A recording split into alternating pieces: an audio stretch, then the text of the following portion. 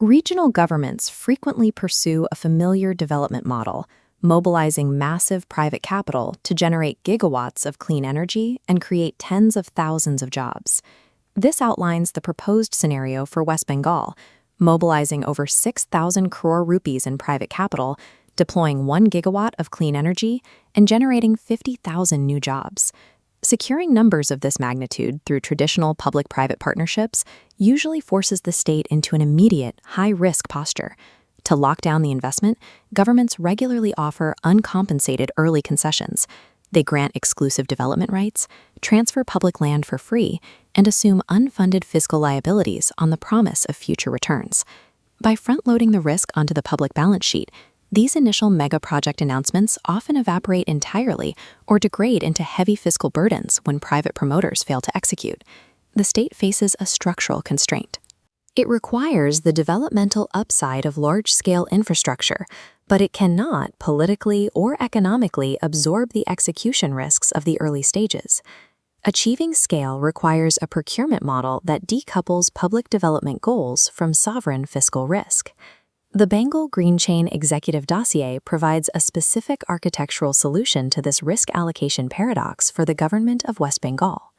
The entire dossier operates on a single strict instruction: facilitate and validate, do not pre-commit. In operational terms, the state grants no automatic project awards. There are no land transfers and no procurement preferences simply for submitting the proposal.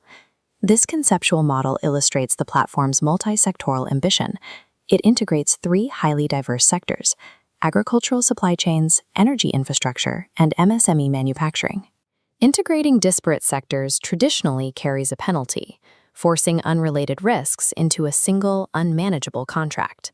Here, the liabilities remain isolated.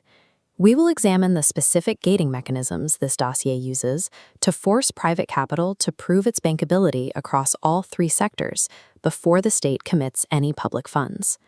The strength of the framework lies in its defensive political and financial architecture, rather than the specific technologies it deploys. The primary mechanism for risk mitigation is a 100-day, non-exclusive pre-feasibility exercise. This timeline outlines the state's involvement during this period, providing strictly controlled data access and nodal coordination. The private consortium carries the operational burden. They must use this 100-day window to map baselines, test markets, and conduct rigorous technical screening.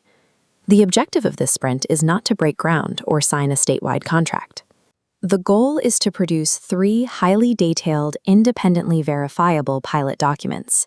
The core deliverable required at the end of the sprint is a detailed project report, or DPR. These DPRs must be fully bankable to pass commercial due diligence. At day 100, executive decision gates activate. The state reviews the data and selects one of 3 packs: go, rescope, or stop. The state retains total statutory discretion.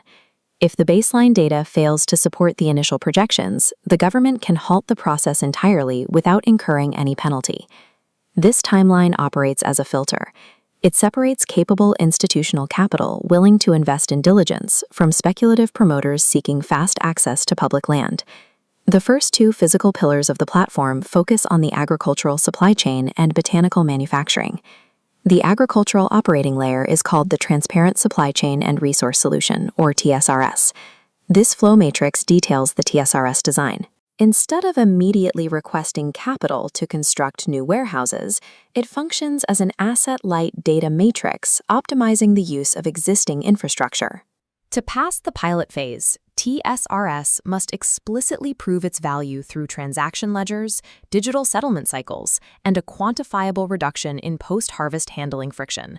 This verified agricultural procurement then serves as the foundational input for the Bengal Botanical Wellness Manufacturing Cluster. The manufacturing pilot operates under strict constraints. It is limited to a single anchor cluster, permitted to test a working range of just 12 to 18 market-tested products.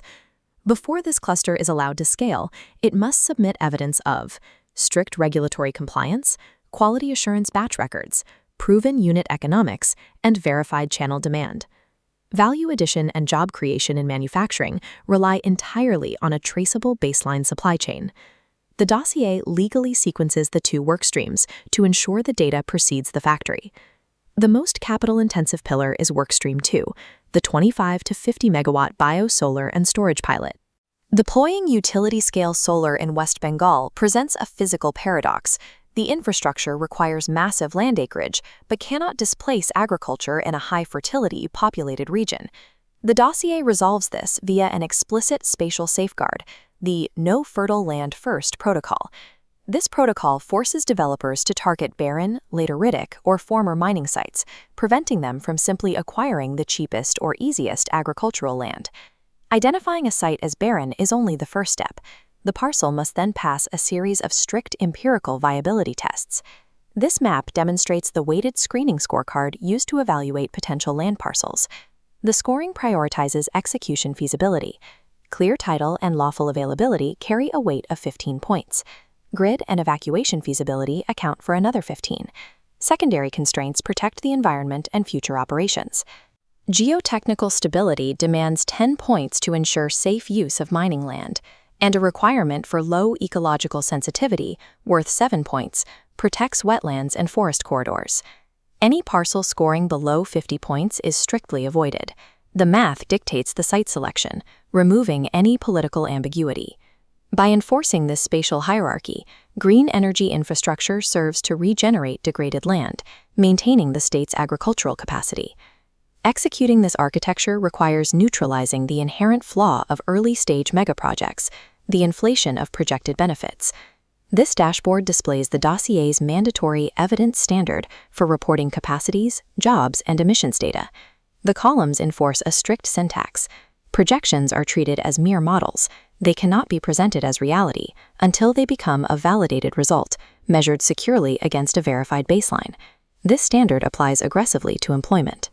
Broad claims of job creation are forbidden.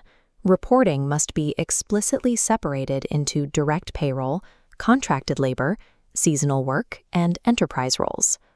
The final governance safeguard activates during capital execution, carefully ring-fencing the liabilities.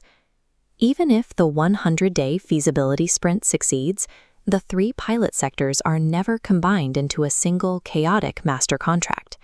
Each operational cluster isolates its respective cash flows and liabilities by structuring them into separate, legally distinct special purpose vehicles. The incentives remain perfectly aligned.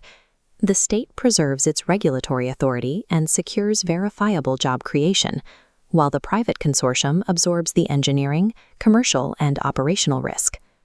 The Bengal GreenChain framework operates on a defined reality. Industrial scale is achieved through ruthless, gate-driven project architecture, forcing private capital to prove its worth.